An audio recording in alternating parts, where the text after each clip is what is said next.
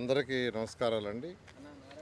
ఈరోజు 41వ authority meeting, Amaravati authority meeting ఈరోజు ముఖ్యమంత్రి గారి యొక్క ఆధ్వర్యంలో జరిగింది.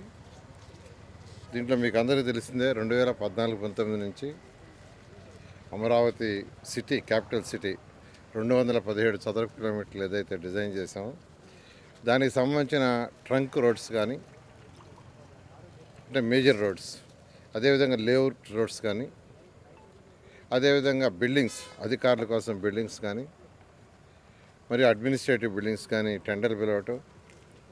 గత 5 సంవత్సరాల్లో గత ప్రభుత్వం పూర్తిగా 3 ముక్కలు ఆటాడి రాజధానిని నిర్వహణ చేసింది. దానికి మళ్ళీ యాక్చువల్గా ఏంటంటే ఈ 6 నెలల్లో దానికి ఉన్న అనేక లీగల్ ఇష్యూస్ అన్నింటి పరిశీలి చేసి వాటన్నింటి కమిటీలు వేసి కమిటీల మీద డెసిషన్ తీసుకొని ఈరోజు అథారిటీలో కొన్ని రోడ్లకు, కొన్ని బిల్డింగ్స్కి యాక్చువల్గా ఈరోజు పర్మిషన్ తీసుకోవడం జరిగింది. ఇది 11,467 కోట్లకి 11,467 కోట్లకి ఈరోజు అమరావతి క్యాపిటల్ సిటీ డెవలప్మెంట్లో వాటికి ఇవ్వడం జరిగింది.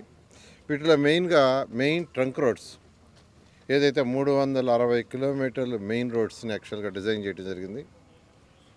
అటువంటి రోడ్లకి ఈరోజు 2,498 కోట్లతో వాటిలో కొన్ని రోడ్లని వర్క్ స్టార్ట్ చేయడానికి యాక్చువల్గా ఈరోజు అథారిటీ పర్మిషన్ ఇచ్చింది.